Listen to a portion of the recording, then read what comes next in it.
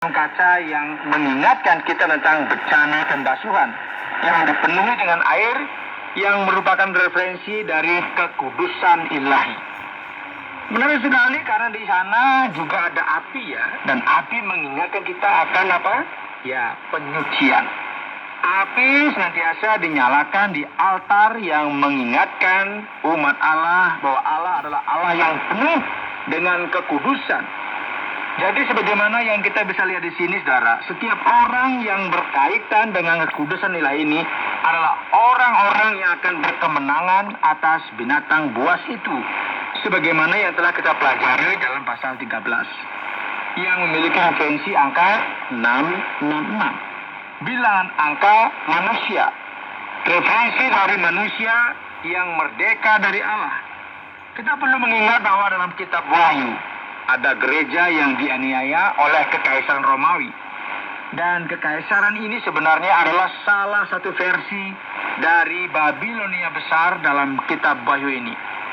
Jadi umat Allah berkemenangan setelah penganiayaan yang mengerikan di Mesir, penganiayaan yang dilakukan oleh Kekaisaran Romawi yang juga sama seperti Babilonia. Nah, di sini dengan cara yang sama, saudara, mereka akan mempersembahkan lagu pujian Musa yang dinyanyikan di sinagog dalam zaman perjanjian baru.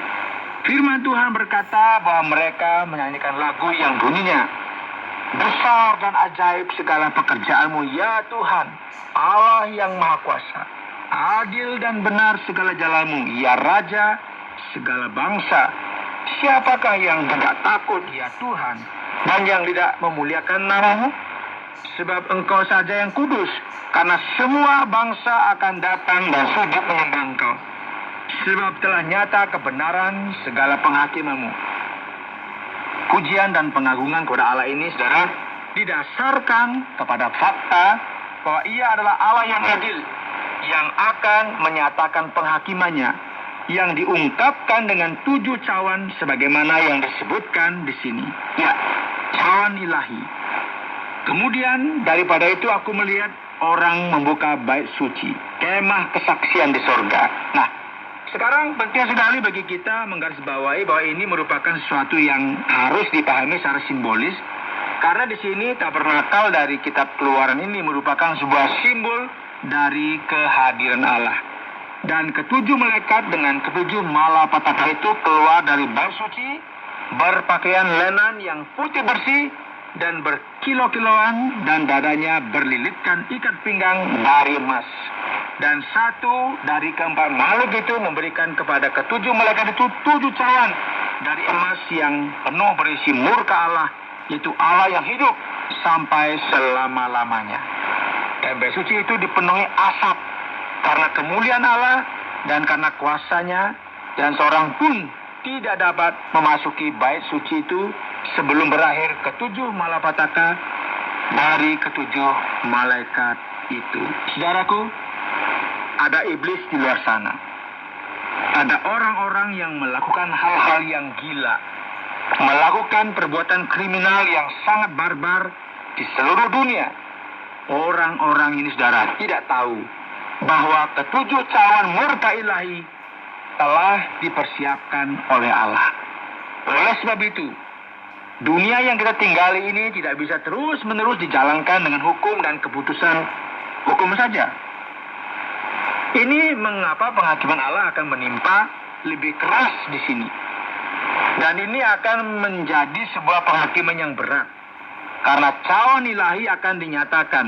Ketujuh cawan dari murka Allah ini akan dicurahkan. Sebuah suara yang nyaring berbunyi dari dalam bait suci itu kepada para malaikat, "Pergilah dan tumpahkanlah ketujuh cawan murka Allah itu ke atas bumi ini."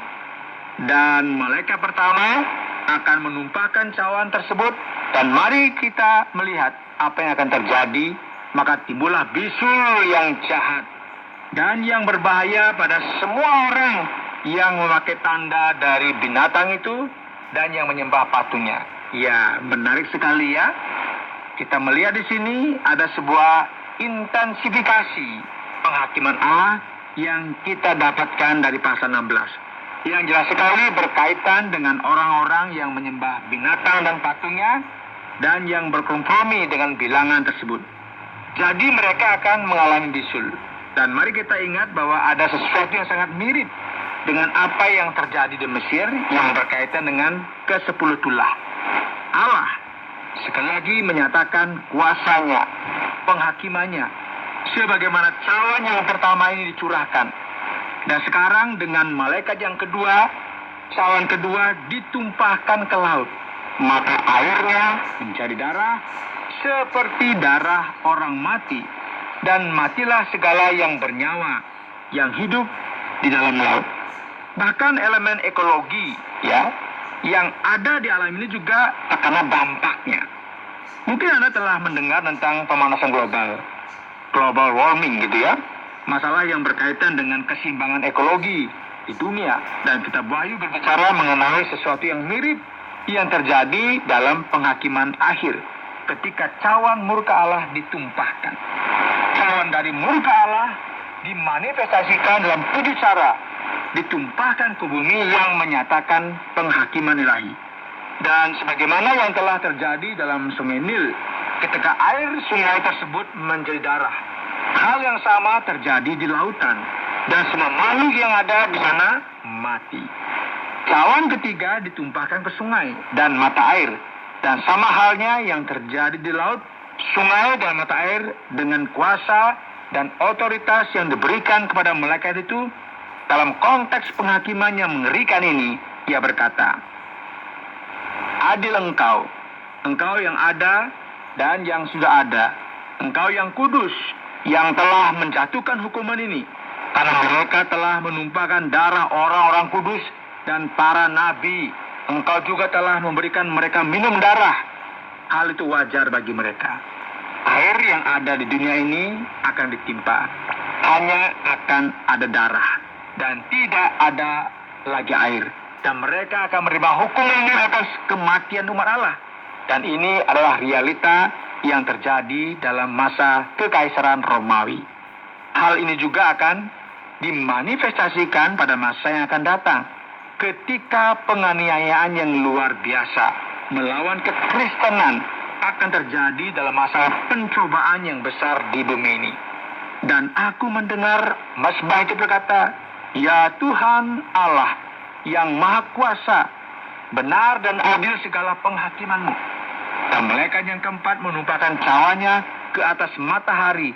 Dan kepadanya diberi kuasa untuk menghanguskan manusia dengan api. Dan manusia dihanguskan oleh panas api yang dahsyat. Dan mereka menghujat nama Allah yang berkuasa atas malapetaka. Malapetaka itu. Dan mereka tidak bertobat untuk memuliakan Dia. Sekarang mereka kelima datang dan ia membawa cawan kelima. Dan firman Tuhan menuliskan kepada kita bahwa cawan ini juga akan dicurahkan ke atas tahta binatang itu dan kerajaannya menjadi gelap.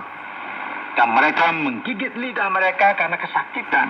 Dan mereka menghujat Allah yang di sorga karena kesakitan dan karena bisu mereka. Tetapi mereka tidak bertobat dari perbuatan-perbuatan mereka. Ya saudara, menarik sekali ya. Kita perhatikan bahwa dalam pikiran Yohanes sini, gagasan dari kerajaan di mana binatang buas tersebut berada harus diidentifikasikan sebagai Roma. Karena Roma merupakan pusat dari sistem yang anti Allah, yang tidak selaras dengan Allah, dan yang sepenuhnya menentang Allah. Dan di dalam teologi, ya, dalam sudut pandang yang lebih besar, ini juga dipandang sebagai Babilonia, sebuah kekaisaran yang hidup tanpa Allah.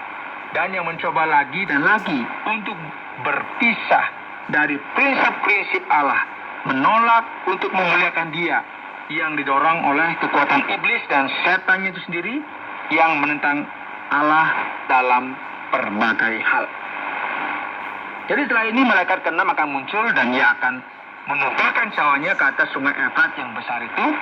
Dan air dari sungai itu akan menjadi kering. Untuk mempersiapkan raja-raja dari timur. Dan aku melihat dari mulut naga dan dari mulut binatang dan dari mulut nabi palsu itu keluar 3 roh najis yang menyerupai katak. Ya, hewan-hewan ini jelas sekali ya diidentifikasikan sebagai hewan yang najis dalam sudut pandang Ibrani. Roh-roh dan iblis-iblis tersebut mengadakan tanda-tanda yang ajaib. Dan mereka pergi mendapatkan raja-raja di seluruh dunia untuk mengumpulkan mereka guna peperangan pada hari besar, yaitu hari Allah yang Maha Kuasa.